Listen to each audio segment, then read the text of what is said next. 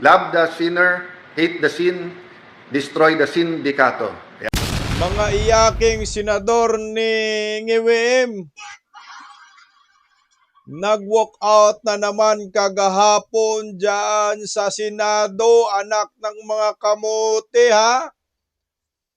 Pinasahuran kayo ng taong bayan para mag-walk out lamang. Yawards na to. Hindi na to po pwede. Tanggalin na natin itong mga hinayupak na mga tuta ni Bangag dyan sa Senado.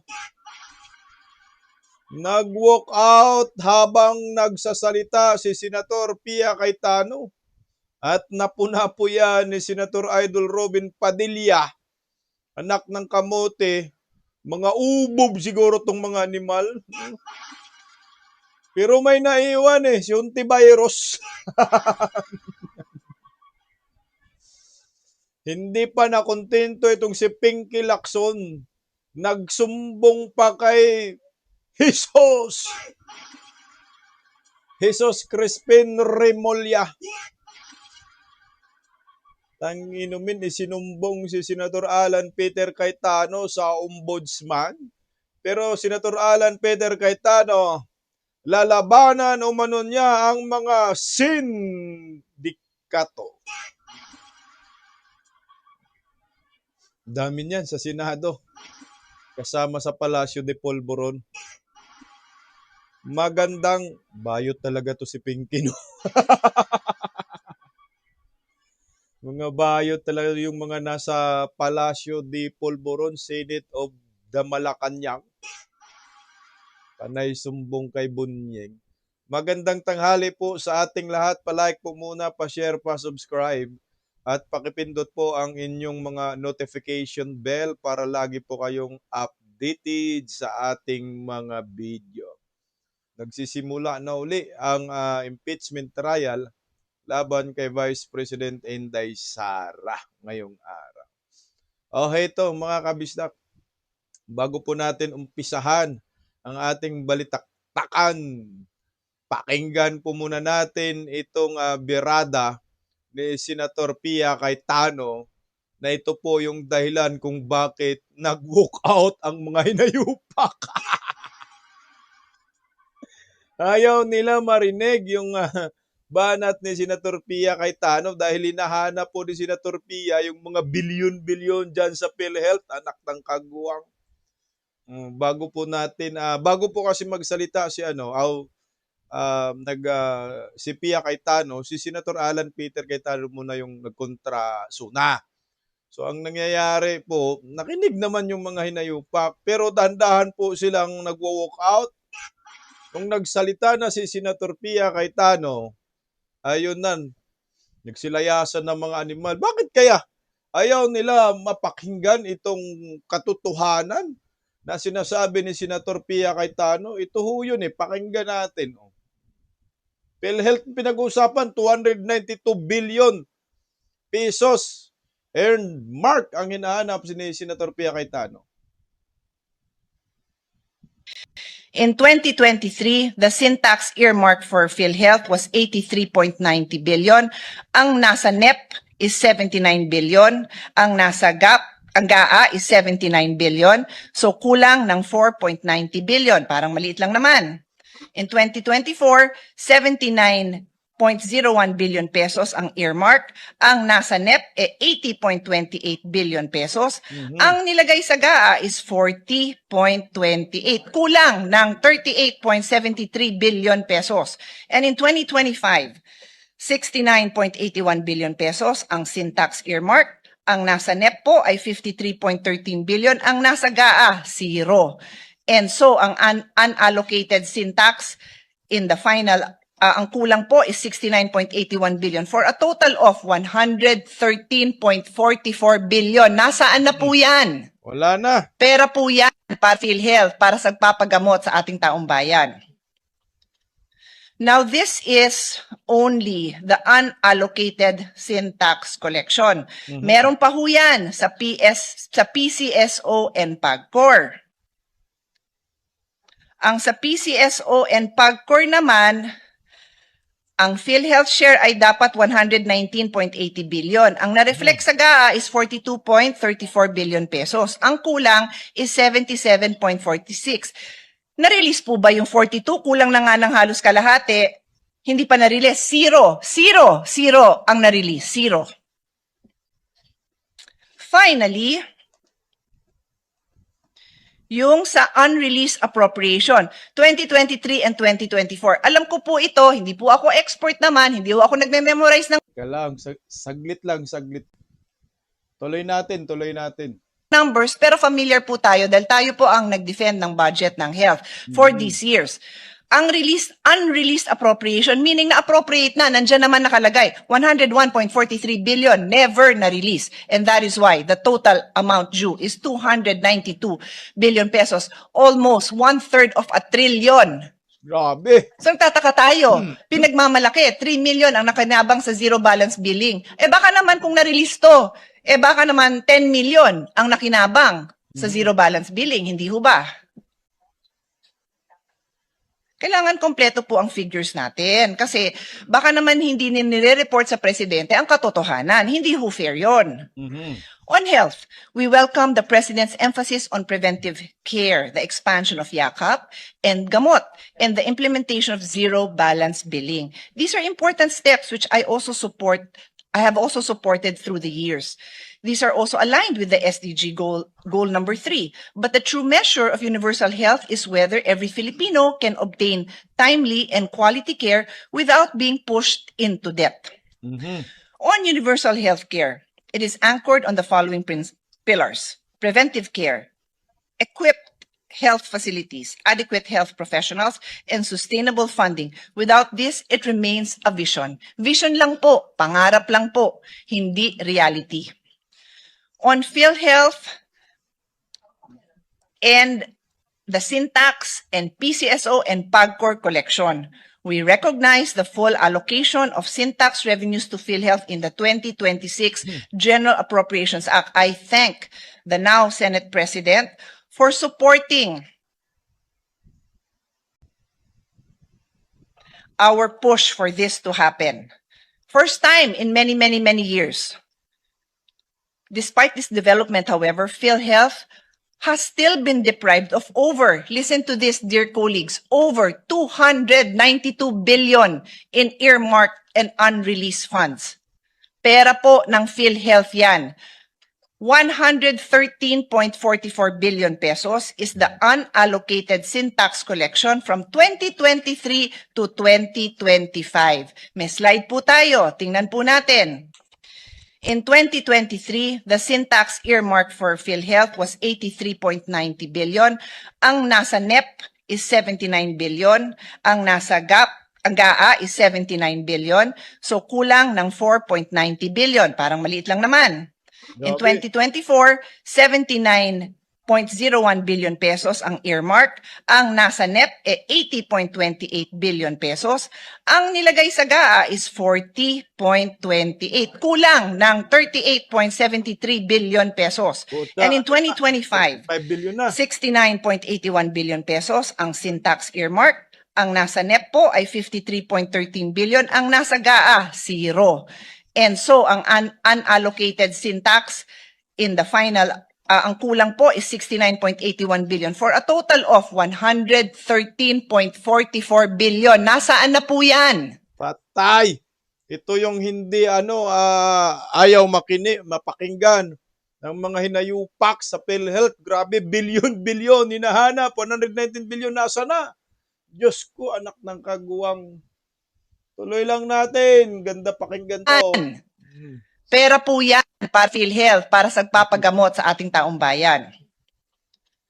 Now, this is only the unallocated Syntax collection. Meron pa ho yan sa PCSO and PAGCOR. Ang sa PCSO and PAGCOR naman, ang PhilHealth share ay dapat 119.80 billion. Ang na-reflect sa GAA is 42.34 billion pesos. Ang kulang is 77.46. Na-release po ba yung 42? Kulang na nga ng halos kalahati. Hindi pa na-release. Zero ang na-release. Zero. Aming pera nito ah. Finally, yung sa unreleased appropriation, 2023 and 2024. Alam ko po ito, hindi po ako expert naman, hindi po ako nagme-memorize ng numbers, pero familiar po tayo dahil tayo po ang nag-defend ng budget ng health for these years. Ang unreleased appropriation, meaning na-appropriate na, nandyan naman nakalagay, 101.43 billion, never na-release. And that is why the total amount due is 292 billion pesos, almost 1/3 of a trillion.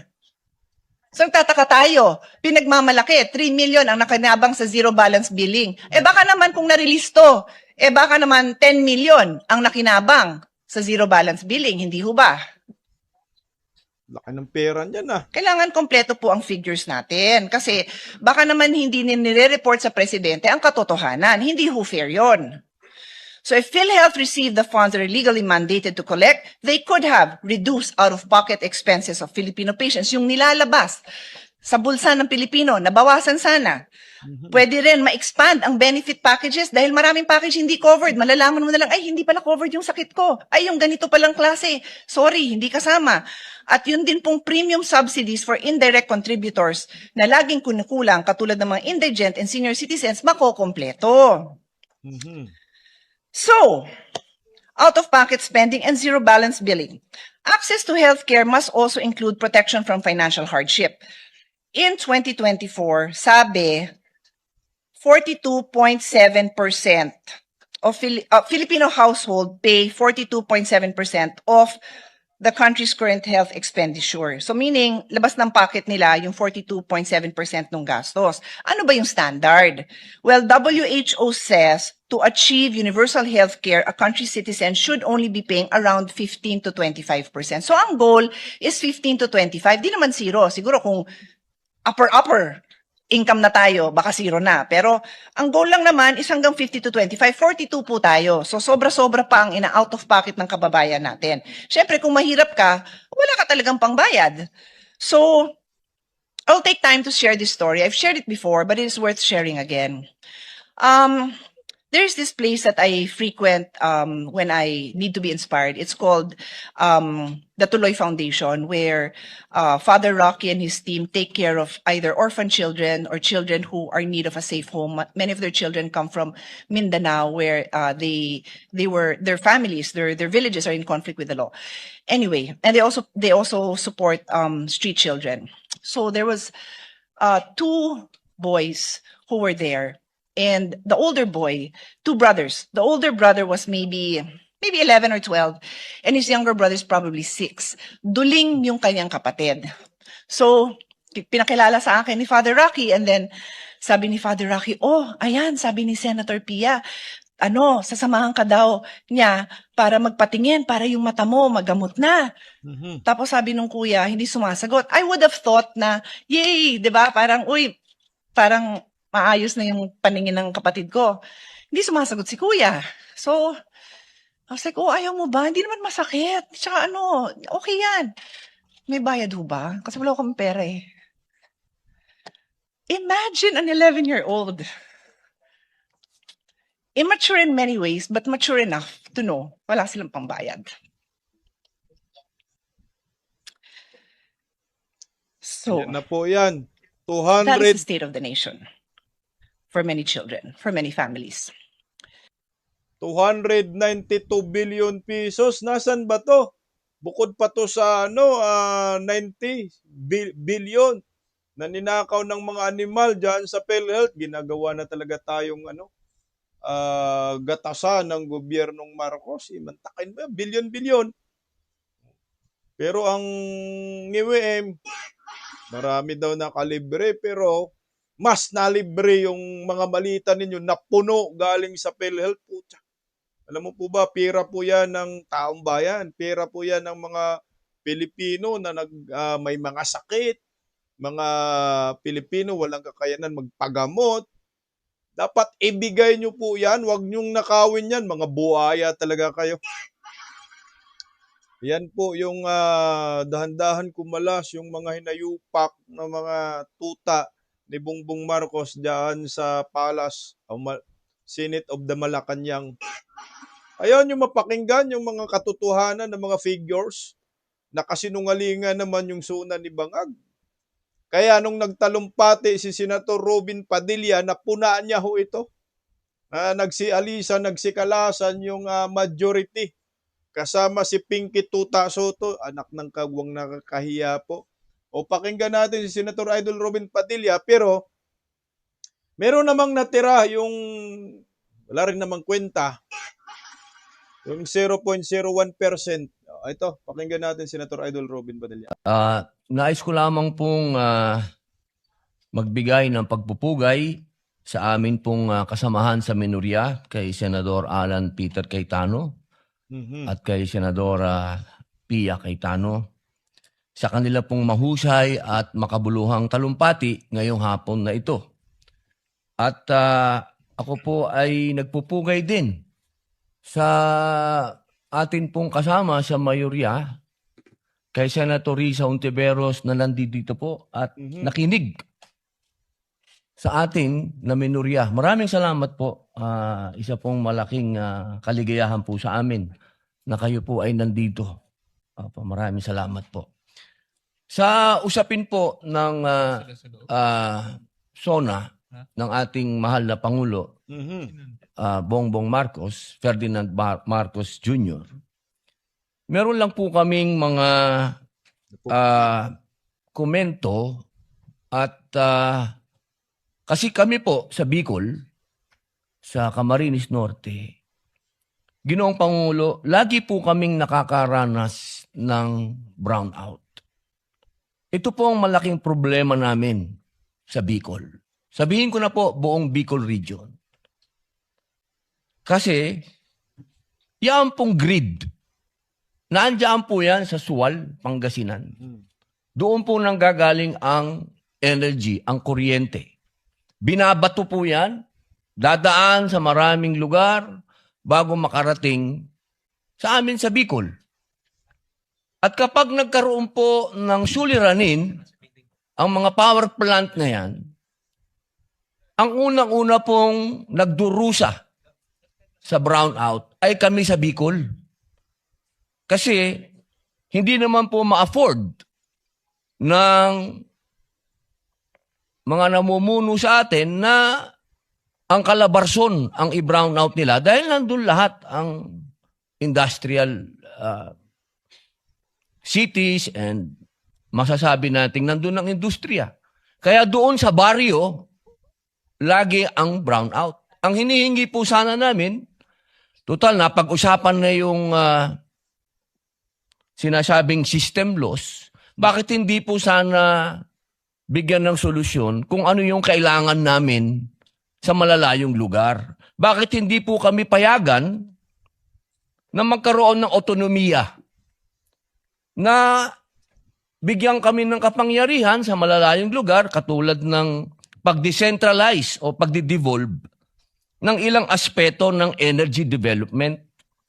Katulad po sa aming Camarines Norte, pwede naman kami sanang pahintulutan na magtayo na lang kami doon ng sarili naming power plant dahil ang kailangan namin 100 megawatts para hindi na po kami nagsasuffer dyan sa systems loss. Kasi isipin nyo po yun, Ginoong Pangulo, babato yan. Ang layo ng bato. Nasaan po yun? Kumbaga, bago dumating sa amin yun, ang dami ng systems loss.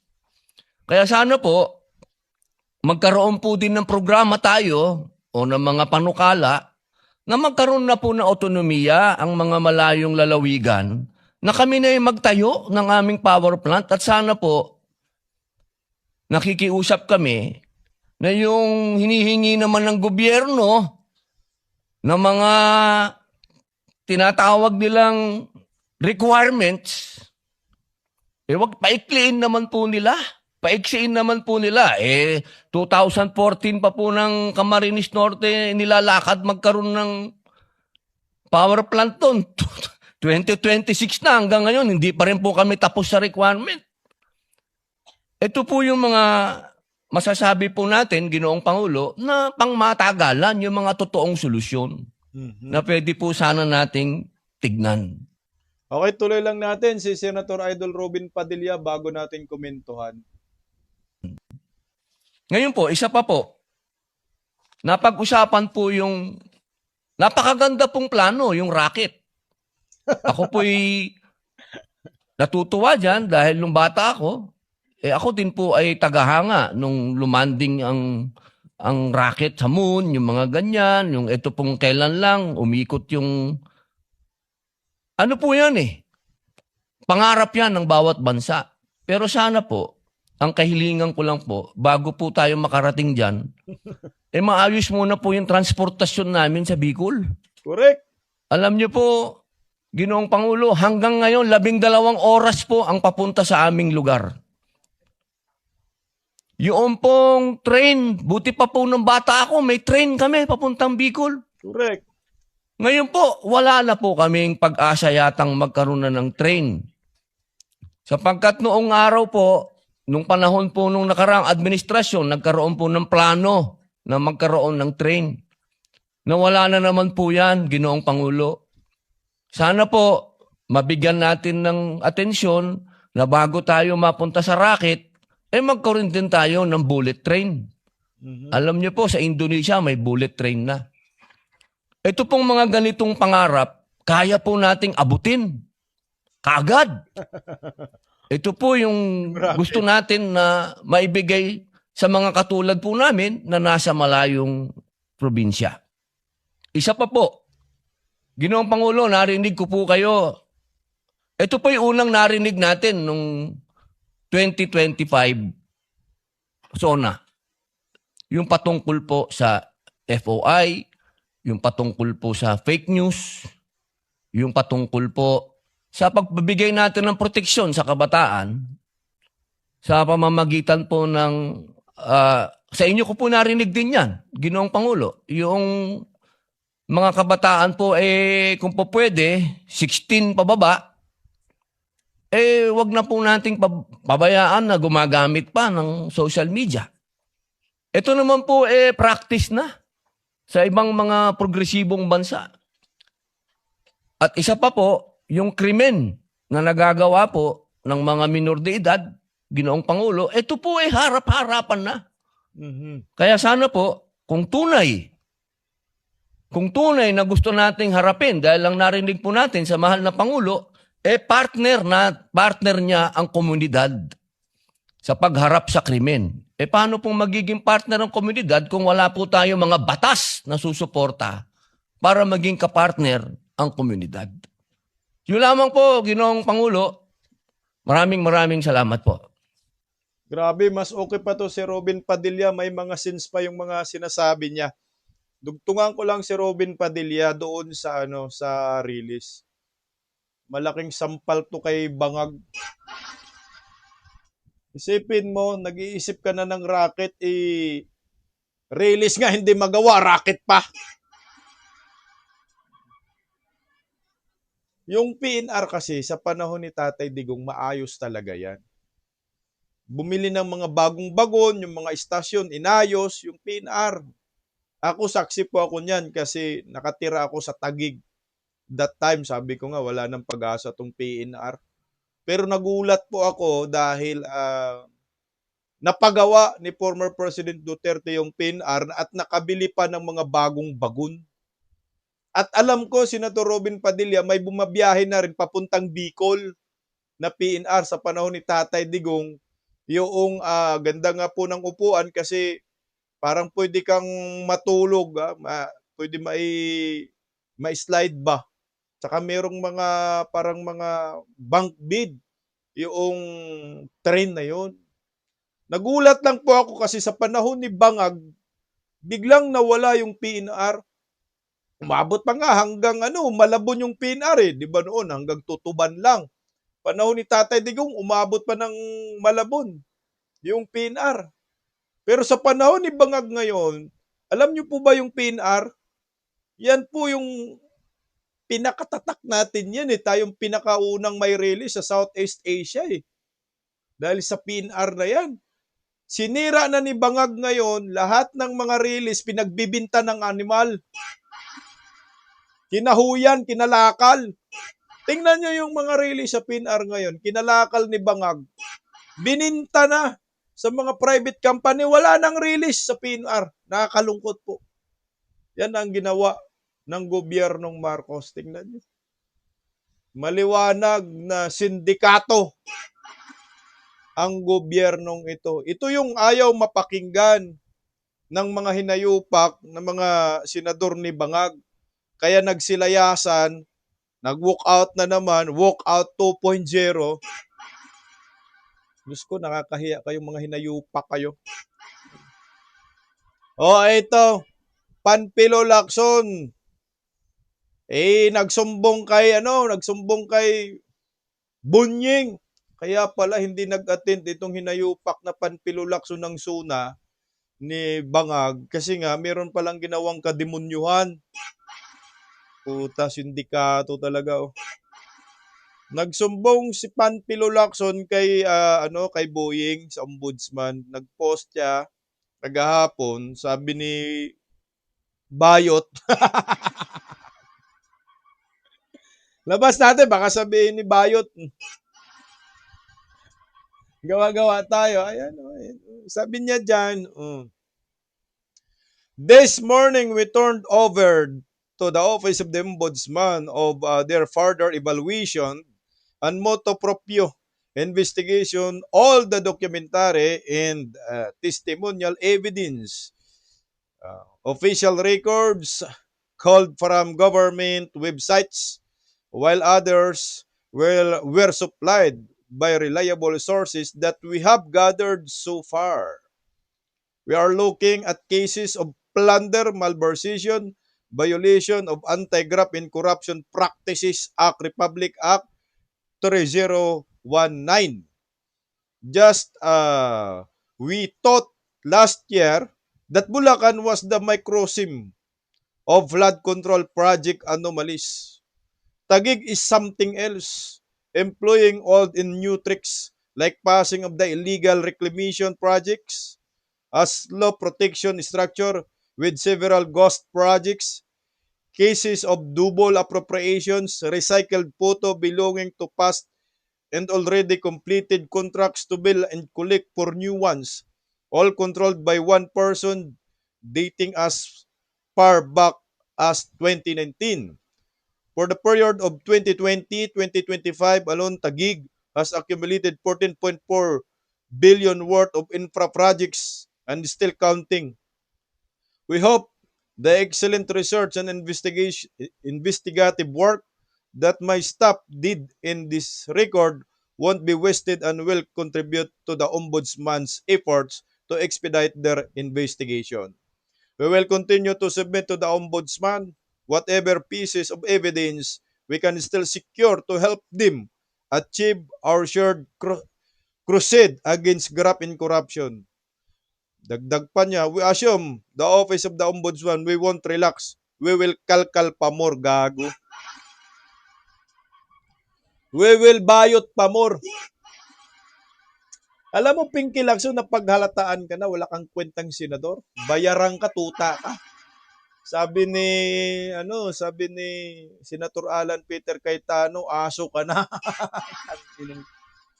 Alam nyo, obvious naman po itong ginagawa ni Panfilo Lacson, pangangalkal. Obvious naman po, itong ginawa ng gobyernong Marcos ay panggigipit. Pucha, nung pasabog mo dyan sa Senado, nung si Senator Marcolita, yung Senate Blue Ribbon Committee, wala mang kongresistang nakulong hanggang ngayon. Nasa na yon? Obvious na pamumulitika lang ito labang kay Senator Alan Peter Cayetano dahil si Senator Alan Peter Cayetano na lang po ang natitirang alas ng maraming Pilipino ng mga Duterte dyan sa impeachment trial na nagaganap ngayon dahil hindi sila makakaporma dahil sa sobrang talino ni Senator Alan Peter Cayetano. Pero ganun pa man, sabi ni Senator Alan Peter Cayetano, hindi po siya aatras sa mga hinayupak. Lalabanan umano ni Senator Alan Peter Cayetano ang mga sindikato dyan sa Senado. Ito, palaban din si Alan Peter. Pakinggan po natin si Senator Alan Peter Cayetano. I was just informed na may final si Senator Panfilo Lacson sa Ombudsman I welcome that because in the same manner that I tell everyone that kailangan ng accountability, same din naman. Ang sabi ko lang naman, sa tamang venue, tamang panahon, and yun nga, para makatutok kasi malaman natin kung ano talaga accusation. Honestly, nagulat ako na i-compare sa Bulacan kasi napakalayo. Witness ang buong kababayan namin sa Taguig at lahat ng nagiging bisita ang produkto ng good governance for wala pa naman 20 years, no? 2010 till now, and ako 1998 till now bilang congressman. At makikita nyo naman po talaga yung development. Hindi ko na isa-isahin, but ang point ko lang po ay lalo sa ating mga kapatid sa media na nagtatanong, pag nandyan na yung akusasyon at specific, sasagutin natin. Kasi ngayon, medyo general pa at saka parang sweeping. So, I cannot be distracted because may trabaho tayo sa impeachment, may trabaho tayo sa paglaban sa mga katiwalian, sa mga corruption issues, sa mga red tape. Yeah, we will fight po kasi this fight is worth fighting for. But as sabi ko nga po sa inyo, di ba? Hate the sin, love the sinner. Dagdagan ko pa po. Love the sinner, hate the sin, destroy the sindikato. Yan. Kasi minsan pag may sin, ikaw lang. Minsan, marami na, sindikato na yon. So yun ang gagawin natin. So, ingat lang po tayo sa mga malicious accusations. Alam niyo ho ba kung ano malicious? Mali. Malicious is mali, meaning wrong, pero delicious. Ibig sabihin, masarap pakinggan. Kaya malicious, di ba? So, of course, from my point of view, kung from his point of view, he thinks valid yung accusation, then I'll respect that. But from my point of view, it's malicious because nga, hindi ko alam kung ano exactly at bakit ganun ang accusation at bakit suddenly, etc. But as I told you, always ready to face the consequences. May cost parati po talaga ang lahat ng ating pakikibaka, ang lahat ng ating struggle, maging opposition, mga administrasyon. Dito sa kontrasona, I will give good faith, di ba? I mean, hindi madali humarap sa buong bansa, lalo pagka meron pong crisis na sunod-sunod, di ba? I mean, after 2021, 22, patapos pa lang COVID, pumasok yung Russia-Ukraine conflict, then ngayon po yung Iran-US Israeli conflict, tapos nandiyan pa nga yung problema sa flood control, sa corruption. So napakarami pong mga dapat isipin, dapat tutukan. Bakit si Senador Alan Peter Cayetano yung binabalikan ni Pinky Lacson patungkol sa flood control? Congressman si Alan Peter Cayetano, hindi man yan. Senador man yan.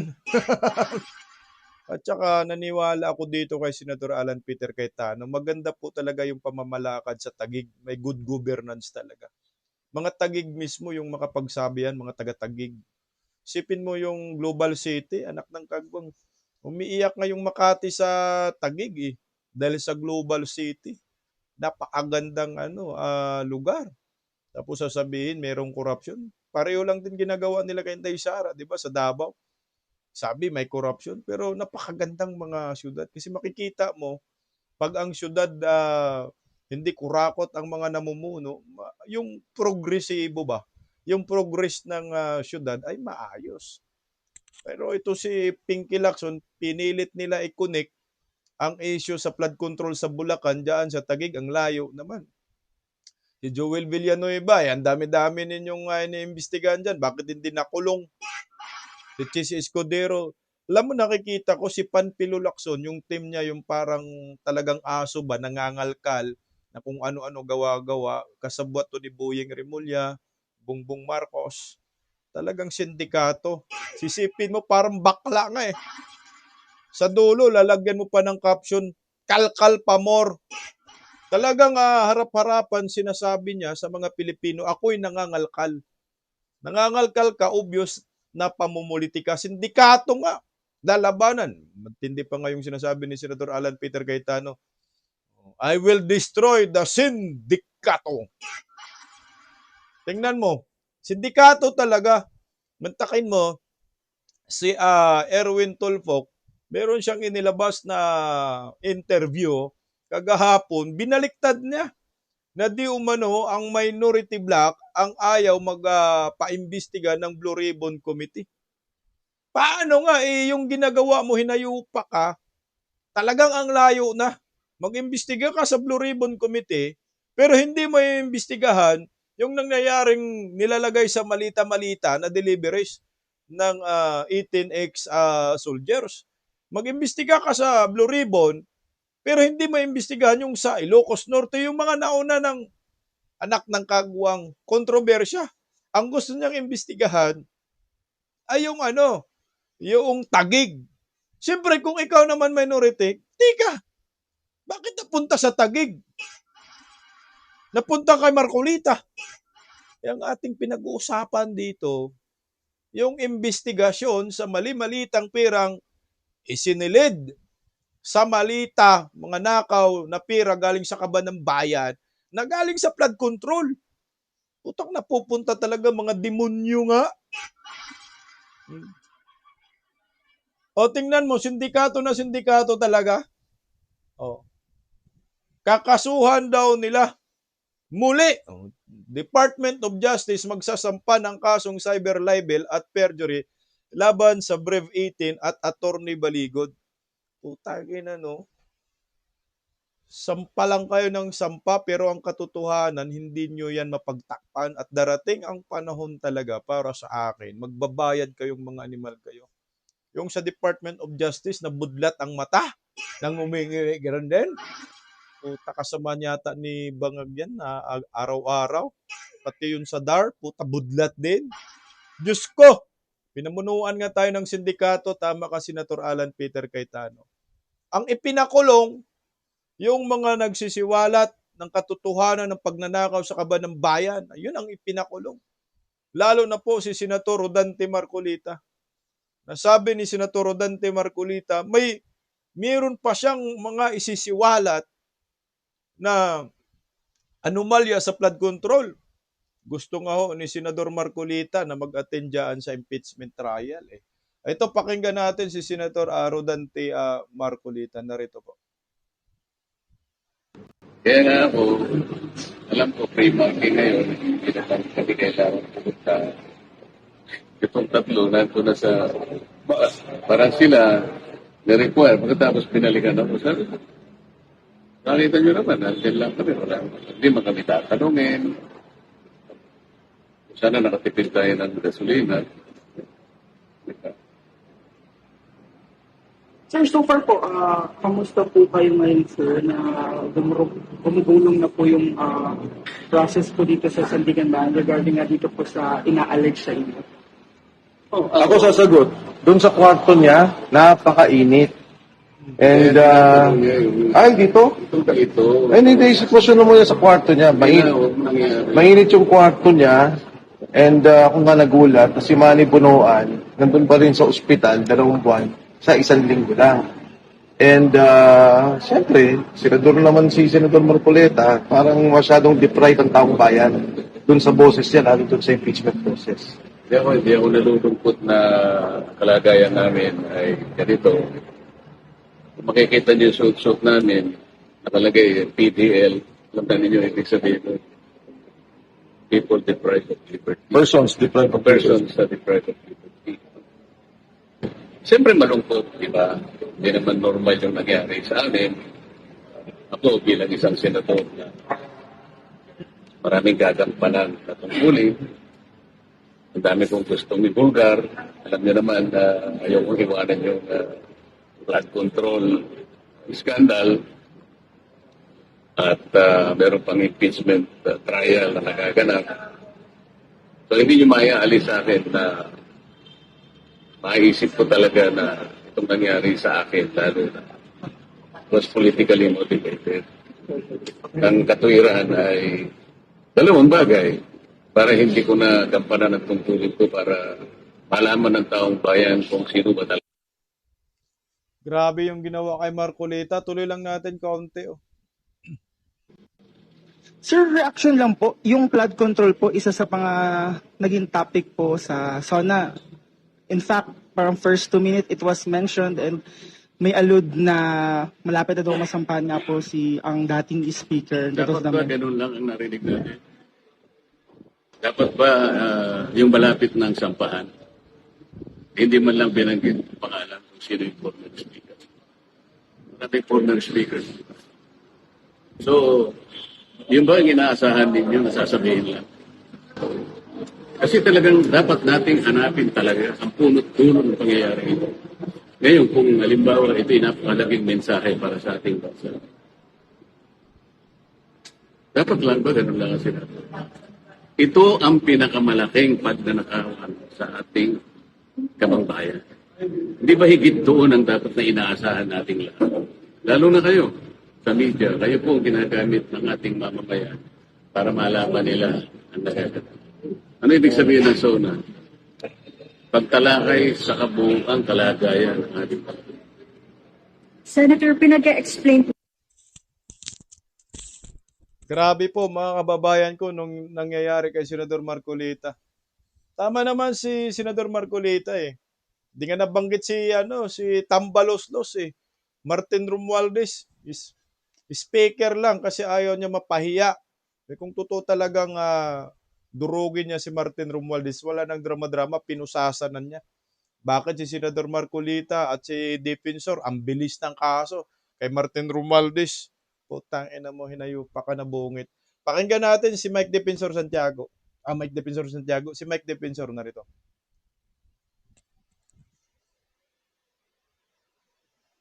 Plunder. Pagkatapos yung mga empleyado ng DPWH, kausap ka rin kasama ko eh. Empleyado ni Bernardo, empleyado ni Alcantara. Yung mga boss naging witness. Sila empleyado. So, yun yung naging nangyari dun sa SONA. Pagkatapos yun ng pangalan ni Speaker Martin Romualdez na hindi naman nabanggit. Hopefully din naman mag-fight. Pero asa na yung kaso ni Manny Panuan? Siya yung hepe ng pinaka malawakang korupsyon na ahensya, departamento, yung DPWH. Si Bersamin, diba, si Pangandaman, Reggie Olaybar, si Adrian Bersamin, dahil yun yung sinabi na talagang inamin na kumuha ng pera, tinanggap. At yun nga, sila daw kumuha ng 8 bilyon. Wala naman sa kaso. Itong mga nakakulong ngayon at kinakasuhan, yung mga nagsasalita laban sa korupsyon. Saan na-monitor niyo po ba yung buong SONA? Tinig ko eh, pagkatapos yung first part yung corruption, may mga pinanggit, sabi ko nga parang, okay naman yung iba. Kaso nga yung corruption ang pinakamalaking issue dyan eh. Siyempre, maganda yung pinanggit tungkol dun sa systems laws, malaking bagay sa bayan yun, pero importante talaga sana yung corruption dahil ito naman ang galit ng tao eh. Kaya bumababa ang rating ng Pangulo, kaya nawawalang pagtitiwala naman sa Pangulo dahil doon sa walang aksyon o nakikita nila na hindi talaga inaalam yung katotohanan tungkol sa korupsyon. Okay, from 1 to 10, gaano po yung rating sa SONA? 4. Pagsakit. Buti pa nga, may 4 pa nilagay si Mike Defensor. Dapat 0 Mike. Kahit pinakulong na po ninyo si Mike Defensor, binagyan pa kayo ng 4. Ito po mga kababayan ko, ang nangyayari ngayon sa Pilipinas. Laban lang po tayo, Senador Marcolita, Senador Cayetano, pasakitin nyo ang ulo ni Panfilo Lacson at ni Tuta Soto. Yung mga iyaking mga bayot na nag-walk out na naman, nakahiya itong mga hinayupak na to. Paggising sa umaga, tanghali at gabi, nakikita ko ang post niya, ang hapdi. Paano nga ba to? Di ako makatanggi. Watch ko na lang at isipin ng mabuti. Isdak Pilipinas. Isdak, tinig ng katotohanan. Sa bawat vlog may laban sa kasinungalingan. Mulat ang mata, gising ang masa. Isdak Pilipinas, para sa bayan, gumigising sa diwa.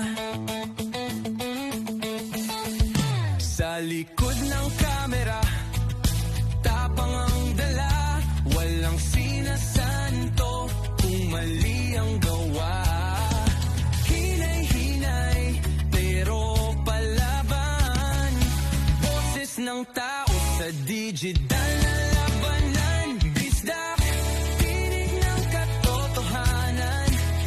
Sa bawat vlog may laban sa kasinungalingan. Mulat ang mata, gising ang masa. Bisdak Pilipinas, para sa bayan, gumigising sa diwa.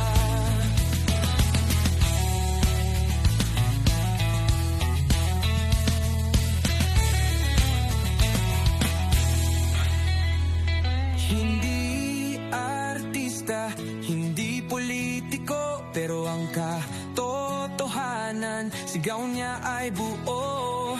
Sa YouTube o Facebook man siya makita, may aral ka pa rin, may uwi sa bawat salita. Bisdak, gising sa katotohanan, di lang kwento, kundi panawagan. Sa bawat Pilipinong naghahanap ng liwanag, Bisdak Pilipinas, kasama sa pagbangon ng bayan. Bisdak Pilipinas, boses ng masa. Gising ang diwa. Sa vlog mo, may pag-asa.